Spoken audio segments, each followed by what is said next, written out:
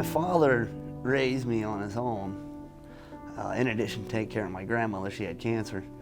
So I spent a lot of time growing up just around the environments that he would be in, which would be, he was a mountain climber, skydiver, scuba diver, so I grew up in that environment.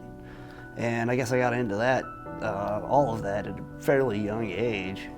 So by the time I was in high school, I was going on my own little solo trips and stuff up into the wilderness.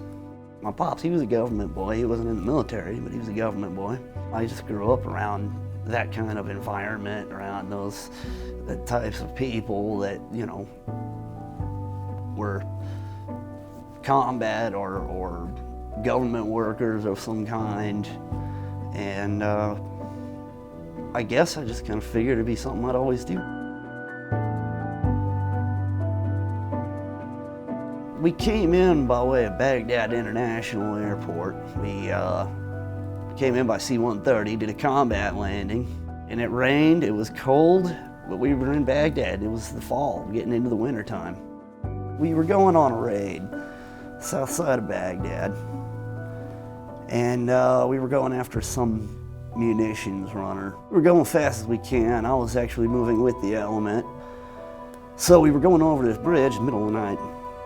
And right on the other side of the crest of this bridge, I saw something that just didn't look right. And of course, I couldn't really hit the brakes. It was a real narrow bridge.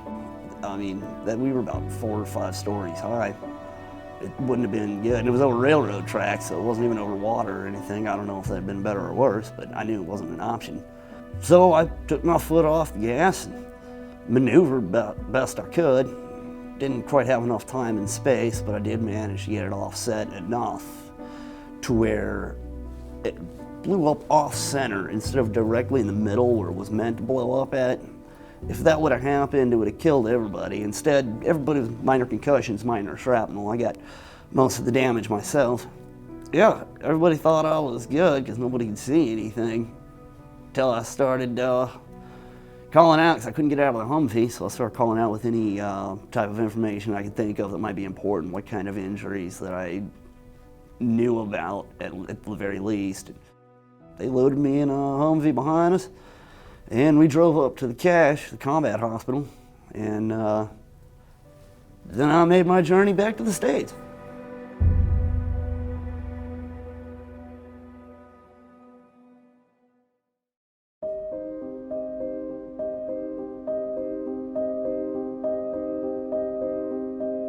When you're that close to death, it can be kind of a tricky thing. Sometimes it would be very easy to not breathe anymore. Actually, that would have been the easiest option.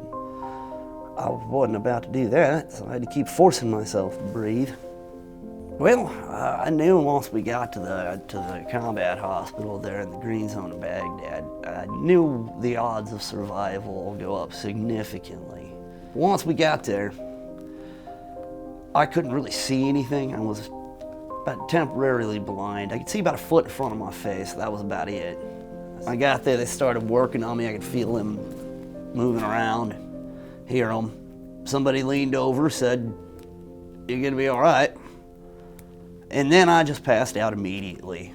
I woke up, I could see the far end of the bay I was in, and so I was feeling pretty good about that. Then they took me in for another surgery, put me under anesthesia, and they kept me in a medically induced coma on through Balad, and from Balad on to Landstuhl, Germany, where I came out of the medically induced coma in the middle of the night there, I guess it was. I knew immediately that I was in pretty bad shape. I knew it was more than just some minor shrapnel to my legs. I didn't know quite the extent of the damage done, but I knew they weren't working. Once I could see, then I saw it. I still lived in the hospital for a few months. I still had a lot of surgeries to go through for pretty much the first year. I started getting my prosthetics and everything going towards the end of 2007. But I tell you what, the first time I stood up was exhausting. That was the most tired I ever felt, just standing. So I could only stand up for a couple minutes. I went to college for mechanical engineering for a couple of years.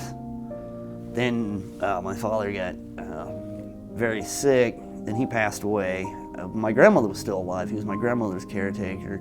I was the only one left that could take care of her, so I had to drop out of college to take care of her for about the last year of her life or so. I think it was about a year and a half, and then she passed. Yeah, and then after that, I just ended up moving to Arizona. I was in kind of a bad way mentally, too. I had kind of lost a lot of motivation. I got nothing going on here, so, you know, pack everything in a moving truck and move to Arkansas back in February. So yeah, just kind of trying to get back to living life again, you know?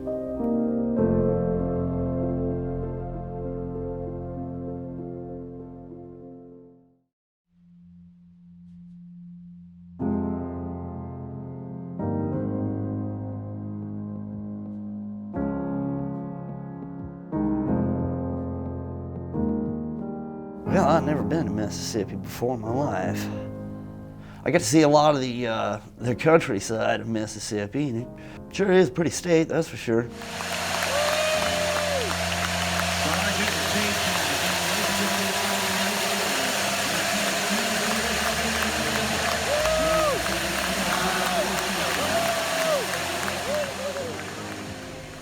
You know, it's kind of, in the moment, it's not, you don't really have enough time to process it in the moment, you know? So much as you just kind of more feel the energy of the crowd, and it was a lot of energy, like it, you know, amped me up. In my mind, it was just kind of a split-second thing. In my mind, I figured, well, you know, I can put my head back down and kind of shuffle my way back off, or I can hold my head up, walk off. I figured, you know, I'd rather go with the second option.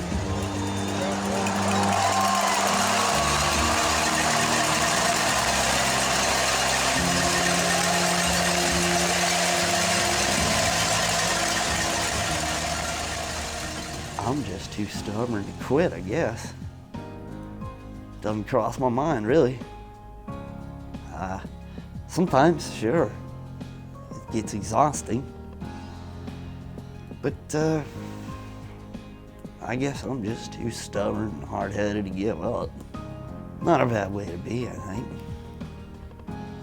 Whatever's trying to keep you down, don't let it win. We all go through some hard times, but you can't let it beat you.